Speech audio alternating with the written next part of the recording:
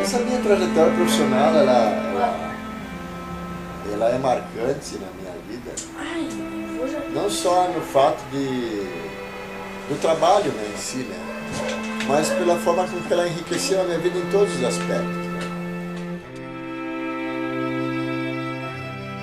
O falecido papai, ele trabalhou numa envernizaria de couro, onde naquela época o couro era envernizado manual. Era um líquido, uma pasta, tipo um piche, tipo essa massa asfáltica, né? E aquilo era passado com uma espátula em cima de um couro, né? Uma lixa que anteriormente era lixado, né? Bem fininho, bem liso, né? Para depois eles aplicarem aquilo com uma massa quente, com uma espátula. Era um trabalho sofrido. Eu lembro que o papai suava muito, porque era quente aquela massa. E ele ali trabalhou muitos anos naquela envernizaria.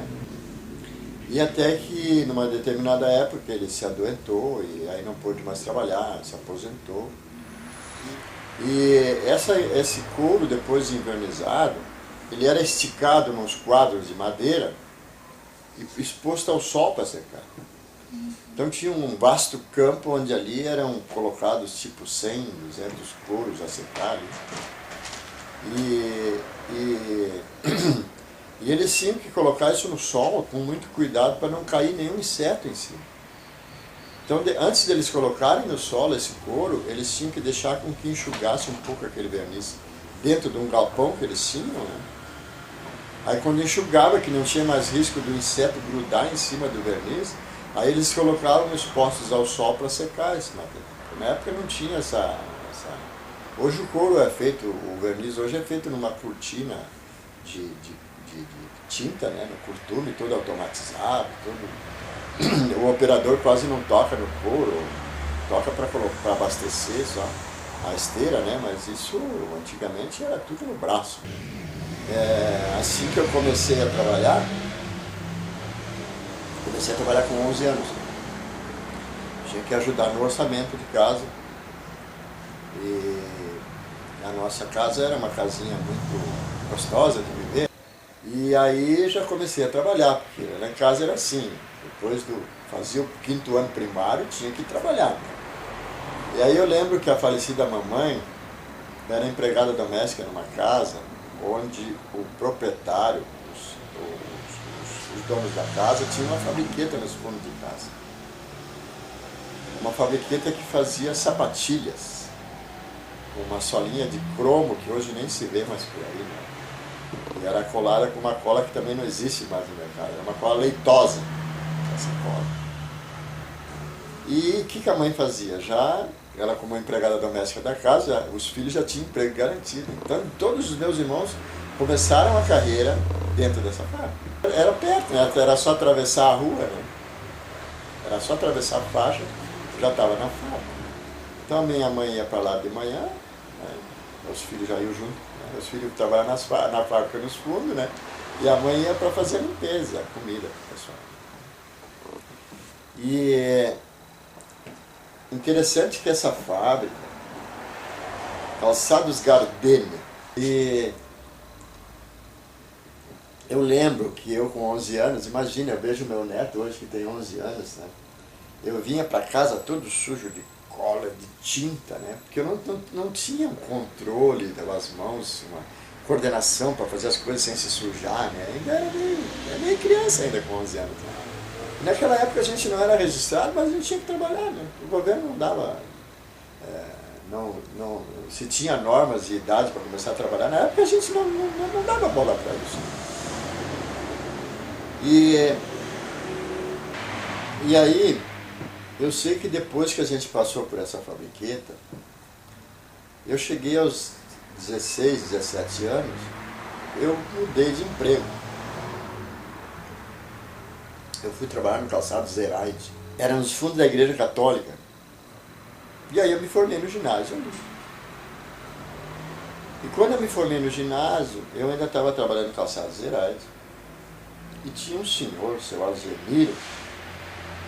O seu Alzemiro era modelista do Calçados Zeraide. E eu tinha por aí meus 16 anos, meus 16 anos por aí, e eu ficava observando ele fazendo o modelo. E lá pelas tantas eu disse, Osmir, o senhor deixa eu fazer um modelo? Disse, não, pode fazer. E aí eu fui na bancada dele lá, numa mesa de modelagem, né? E comecei a mexer com aquelas papéis, aquelas cartolinas, forma e tal. Eu achei uma forma lá que parecia que dava mais ou menos no meu pé, vou fazer um modelo, né? E comecei a fazer, daqui a pouco eu perguntava uma outra coisinha para ele dizia, ele explicando e tal. Olha, eu fiz um dos modelos mais difíceis que tem para o modelista fazer hoje, fazer ele bem feito. É um mocassim tubular. Tem um modelo que envolve toda a parte de baixo da forma e é costurado manualmente em cima, uma pala em cima. Pois não é que eu fiz um sapato para mim mesmo. Ele ficou meio escroncho, meio assim, não ficou perfeito, né? Mas para mim foi uma obra de arte, né? Quando eu vi aquilo pronto, assim, nossa, eu posso mesmo, né? Eu acho que ali foi um sinal, vamos dizer assim, que foi uma época da minha vida que marcou como o início de uma nova trajetória profissional, né? Que aí, se é para mim ficar no sapato mesmo, eu vou me profissionalizar então. Não? Se é esse o meu negócio mesmo, eu gosto tanto disso, eu vou me profissionalizar. Foi onde eu fui fazer um curso de modelagem no Senai. Então, eu me formei, eu fiz um curso rápido de 280 horas no Senai, em modelagem. E aí já comecei a modelar nos Herais, fazer tamanco, eu gostava muito de fazer tamanco de madeira.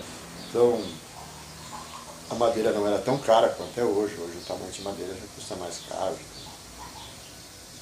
E eu fazia uns tamanquinhos com os florais em cima, assim, umas estampas, assim, uma coisa de atanado, né? O atanado é um material um couro muito fácil da gente moldar ele, fazer figuras, né? Hoje se usa muito em celas de cavalo, selaria se usa muito o atanado, porque ele molda mais aquelas gravuras de cavalo, né? E a gente fazia umas flores gravadas, eu me lembro que eu fazia umas estampas numa prensa, eu moldava aquelas estampas tudo em madeira, ou cartolina, ou em papelão, né? Depois prensava, aquilo ficava em alto relevo e a gente pintava manual mesmo, aquilo ficava muito bonito. E aí, fiz o curso de modelagem, continuei trabalhando no Calçados Herade. E lá pelas tantas, o Calçados Herade começou a ter problemas. Aí a fábrica já não tinha mais uma solidez, começou a ter problema de estrutura e tal, e ela pela certa fechou a fábrica. E aí eu fui trabalhar no Rui Chaves. O Rui Chaves era a fábrica que fazia o sapato mais requintado da região. Eu fui para lá porque eu tinha uma mão de obra muito boa, eu aprendi bem a fazer a modelagem. Na época que eu fui para o Rui Chaves, eu não fui para fazer modelagem. Eu fui para lá para trabalhar na produção, na área de montagem, né? O que eu fazia já há um tempo atrás, né? Eu fui para lá e eu tive que esquecer um pouquinho a minha profissão de modelista, né? Eu estava iniciando, já estava numa boa trajetória profissional como modelista, né? Eu sei que eu fui para o Rui Chaves, trabalhei, o acabamento era um sapato Luiz XV, né? Um sapato finíssimo. Eu até estava lembrando há pouco que o Rui Chaves era a única empresa que botava perfume, né, no sapato depois de pronto. Depois do sapato pronto, ia lá para o setor de expedição, do confere, né, onde as mulheres davam aquela maquiada final no sapato, né, aquele paninho. E depois do sapato pronto, antes de botar na caixa, ele dava uma borricada de perfume no sapato. No Rui Chaves eu aprendi muita coisa. Eu até queria, cheguei a pedir para o modelista naquela época era o Kiko, Almildo da Silva. Eu pedi para ele se não me dava uma oportunidade na modelagem, né? Porque eu tinha que trabalhar na produção mesmo. Eu trabalhei no Rui Chaves 3 anos. Daí foi até, eu acho que, eu não tenho bem certeza, mas eu acho que foi até os meus 19, 20 anos. E aí eu fui, já tinha feito o curso no Senai, já estava trabalhando lá no Rui Chaves. E aí surgiu o curso de técnico em calçado do Senai. Na época esse curso funcionava no antigo Colégio São Jacó, ali onde é a Fevale hoje. E aí me chamou a atenção. Nossa, mais uma oportunidade de eu melhorar meu profissionalismo, né? minha profissão, né? De modelagem. Além da modelagem, esse curso oferecia técnicas de fabricação e de layout de empresa, no curso que, nossa, eu visibilizei assim como ia me completar, né, profissionalmente. Era um curso a nível médio, né? Eu tinha que ter o ginásio para poder fazer o curso. E eu já tinha, né, feito o meu supletivo, estava pronto para fazer o curso. Meados de 70, eu fui fazer esse curso técnico de calçado. Aí, no caso, eu tive que pedir para o Rui Chaves para ver se eu podia trabalhar só meio turno, porque o curso funcionava durante a manhã. E aí eu fui para o patrão, perguntei se eu poderia trabalhar só à tarde, eu queria fazer o curso. E daí eles me disseram, não tem como. Para nós é difícil. Mas não tem como dar uma oportunidade na modelagem, quem sabe? Tá? Não, aí foi inviável, né? O que aconteceu? Voltei a trabalhar com meu amigo lá do Zeraide, apesar de que eles estavam meio quebrados, mas não tinha fechado a empresa ainda, né? E aí eu voltei a trabalhar com meus amigos lá do Zeraide, meio turno. E como a fábrica estava em um estado de dificuldade, passando por dificuldades, né? Eu disse, só que nós vamos poder pagar só meio salário para ti também. Eu disse, tudo bem, eu quero fazer o curso. Né? E quando eu estou... o curso eram 3 anos. Né? No segundo ano de curso, apareceu uma notícia no jornal pedindo profissionais na área de modelagem, profissionais não, aprendizes na área de modelagem, e que estivessem estudando, né, cursando curso técnico. E quem estava fazendo a seleção para o grupo Strasburger, né, era o José Maria Carrasco Mena, o famoso Carrasco. Uma pessoa que hoje eu tenho ele como... Não sei se posso dizer meu segundo pai, mas ele foi um cara que me deu uma grande oportunidade na vida, de eu crescer profissionalmente. Né? E ele estava selecionando as pessoas. Né? Eu, como já estava no segundo ano do curso técnico, ele me escolheu entre as 3 pessoas que ele... acho que tinha uns 10 ou 12 lá competindo, ele me escolheu entre um deles. E aí eu fui trabalhar no Grupo Strasburg, lá em Campo Bom, antes mesmo de me formar na escola técnica. Então, em vez de eu ganhar meio salário mínimo, quando chegou no fim do mês, eles me pagaram 3 salários mínimos.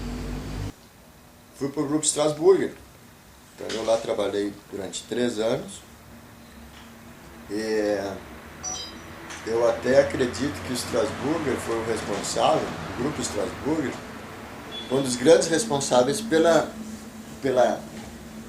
repercussão profissional que eu tive na região depois. Porque eu, graças a Deus, eu fui um profissional bem requisitado. Né? E lá no Grupo Strasburger, numa ocasião, o meu chefe de modelagem, o Opitz, foi fazer uma viagem de pesquisa para a Europa. E na época o Strasburger já tinha umas tratativas com uma companhia de exportação. A Mitsubishi tinha um escritório de exportação de calçados aqui na região. E o Ironel Opitz foi para a Europa fazer pesquisa para o mercado interno para a empresa e me deixou de responsável para desenvolver uma modelagem para a Mitsubishi. Então eu que fiquei fazendo o acompanhamento da modelagem das amostras da Mitsubishi na época. Era uma empresa que estava se estabelecendo aqui na região e estava buscando Strasburger como um dos fornecedores para os Estados Unidos. Né? E quando o pessoal da Mitsubishi veio buscar as amostras, eles gostaram muito das amostras. Né? E me elogiaram, levaram as amostras, me elogiaram. Me agradeceram por eu ter acompanhado as amostras dele, pelas amostras terem ficado muito bonitas. Né? E não demorou 2 semanas, eles estavam no telefone fazendo um contato comigo para me contratar. Porque até então eles não tinham nenhum modelista, nenhum técnico aqui na região. Eles só tinham o escritório montado, com o setor de papéis, burocracia, parte da administração, mas não tinha um técnico ainda para acompanhar os protótipos, as amostras, a produção deles na região. E aí eu lembro, né, que eles ficaram de tratativa e eles me ofereceram um salário 3 vezes mais do que eu ganhava no Strasburger. E eu fui trabalhar na Mitsubishi. Fui o primeiro técnico contratado pela Mitsubishi. Naquela época já tinham 2 ou 3 outras exportadoras no Vale. Mas eu lembro que a gente saiu aí de uma produção zero praticamente. E a Mitsubishi chegou a exportar durante os 8 anos que eu estive lá, até um total de 800 mil pares mês. Até que um dia os japoneses acharam melhor fechar o escritório de sapato aqui em Novo Hamburgo, porque não representava no gráfico deles, por eles terem tantos negócios, o sapato não estava aparecendo, né, como um grande lucro. Né. E daí eu fui para a Elan, uma outra exportadora. E essa mesma pessoa que era agente na Mitsubishi, né, foi para a Elan e me levou para a Elan. A Elan exportava 60 mil pares mês. Né. Depois de 7 anos lá, nós chegamos a exportar também quase 1 milhão de pares por mês. Eu comecei na Elan, comecei numa área de desenvolvimento, porque a área de desenvolvimento ainda carecia de algumas coisas, de alguns incrementos, né? Então a gente ampliou o setor de amostra para atingir o maior número de clientes lá fora. E aí quando o negócio começou a vender, a bombar, eu comecei a atender os 2 setores, tanto o setor técnico quanto o setor de desenvolvimento. Então a Elan também, né, sofreu as consequências de mercado, né? Aí a exportação migrando para outros lugares, né? E lá pela Santa Elan fechou também, isso já nos anos 90, né? E aí onde entra essa crise, né? E aí eu montei um escritório, né? Na Elan eu até saí um pouco antes da crise, eu saí da Elan em 90. Comecei a desenvolver, fiz um solado, injetado, personalizado, fiz uma sandália muito bonita, por sinal. Já estava no mercado vendendo, né? Eu aluguei um prédio, fiz todo, equipei o prédio. E, paralelo a essa produção de sandália, eu fazia a assessoria em modelagem. Mas como eu nunca tive tino de empresário, sempre fui mais um profissional da área, nunca um empresário para administrar a empresa, eu não fui bem. E o negócio começou a não ir bem. E eu fiz uma exposição na FENAC uma vez, com o meu trabalho de modelagem. E o Nestor de Paula, o falecido Nestor de Paula, que é o diretor-presidente do Azaleia, olhou meu trabalho na FENAC e perguntou se eu não queria trabalhar com ele. O que aconteceu? Fui trabalhar com o Nestor de Paula na Azaleia e mantive o meu escritório de modelagem, né, produzindo a sandália, né, que eu tinha muitos compromissos ainda para cumprir. Só que eu tive que fechar meu escritório e ficar só trabalhando na Azaleia, porque não consegui dar conta das 2 coisas. Eu fui coordenar a modelagem da Azaleia. Durante 3 anos eu coordenei a modelagem da Azaleia, a área de desenvolvimento de produto. Eu sei que esse período na Azaleia, ele me enriqueceu muito, porque eu pude criar uma estrutura profissional para enfrentar qualquer tipo de situação no mercado, já que a Azaleia representava, se não a maior empresa da América do Sul, mas uma das grandes empresas da América do Sul, que tinha um valor representativo de marca muito forte. Depois que eu saí da Azaleia, eu fui trabalhar de volta no grupo Strasburger, que aí já foi a parte final do Strasburger, né? O Cláudio Strasburger já estava passando por uma situação difícil, já estava tendo dificuldade de manter a empresa. E aí tinha muito problema técnico, e aí me contratou, entendeu? Fui, como quem diz assim, lembranças, né, da velha época que eu trabalhei no Strasburger, foi muito bom, né? E eu voltei lá, vamos ver o que a gente pode fazer, né? Mas infelizmente o final do Strasburger, o final da empresa do Strasburger já estava meio que determinado, né? E eu trabalhei ali acho que 1 ano, 2. Marca Cravo e Canela tem por trás uma pessoa muito talentosa, né? Que ele era dono de uma companhia de exportação antigamente aqui em Novo Hamburgo. E o César é uma pessoa muito criativa, ele trabalhava no Strasburger, ele fazia desenvolvimento no Strasburger, e quando eu saí de lá, Ele, como tinha me levado para Estrasburgo, achou no direito também de manter algum emprego. Né? Então ele tinha essa empresa Cravo e Canela, aí me trouxe para trabalhar com ele, né? Na área de desenvolvimento e na área técnica, principalmente na área técnica. E depois da Cravo e Canela, eu fui trabalhar numa outra exportadora, também, Cravo e Canela, lá pela Santo César. Começou a ter uma certa dificuldade de vender a marca e não conseguiu exportar mais também. Né? E eu fui trabalhar na Penta. E eu trabalhei 3 anos na Penta, isso foi no ano de 2000. Eu tive dificuldade, porque até essas alturas eu já estou com 50 anos de idade. Apareceu uma oportunidade de emprego lá em Goiânia, para fazer um trabalho para uma empresa lá em Goiânia. E eu não tive dúvidas, fui, né? Tem dinheiro lá, eu preciso faturar, eu sou um profissional daqui. Daí eu fui trabalhar em Goiânia, fiquei 1 ano em Goiânia. A empresa que eu fui para Goiânia, parece que fui em tantas empresas assim já com dificuldade, né? Talvez até a esperança de tentar salvar as empresas, mas a empresa que eu fui para Goiânia também não foi muito mal. Daí eu montei um escritório de modelagem em Goiânia, para dar assessoria para mais empresas. E até que o negócio estava se alavancando bem, eu dava assessoria para uma empresa que fazia saltos, né? E lá eu comprei os equipamentos que eu precisava, montei um escritório de modelagem, comecei a dar assessoria. Eu fiz até assessoria para o Sebrae lá. Até que um dia eu vim numa Corovisão, uma feira aqui na Corovisão, não sei se foi Corovisão, foi Corovisão, foi em outubro. Vim visitar uma feira aqui na FENAC. E estou andando no corredor da feira, alguém me acenou de longe assim, Valdemar!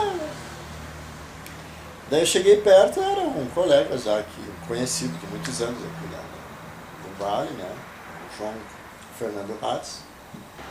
É uma nova exportadora na minha vida, me convidou para trabalhar com ele. Eu preciso de uma pessoa, um profissional. Eles já tinham feito um estudo sobre o meu perfil profissional.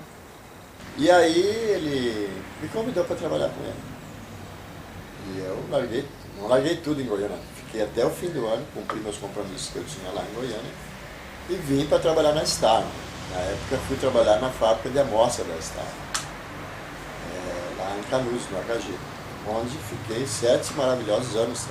E olha que me apareceu uma coisa que eu sempre sonhei em fazer, era trabalhar em agricultura, assim, fazer algum produto orgânico, quem sabe até lembrando do que o falecido meu pai fazia na época, né? E aí apareceu uma pessoa lá de Pareci Novo, de uma área de terra, lá, precisando de alguém para ser sócio dela, para plantar e vender produto orgânico. E eu fiquei quase 1 ano na roça. Criei calo nas mãos, na enxada, colhia produto orgânico, botava na minha caminhonete e vinha para Novo Hamburgo vender. Eu cheguei a ter 40 clientes em Novo Hamburgo vendendo produto orgânico. Essa minha trajetória profissional, ela é marcante na minha vida. Não só no fato do trabalho, né, em si, né, mas pela forma com que ela enriqueceu a minha vida em todos os aspectos. Né.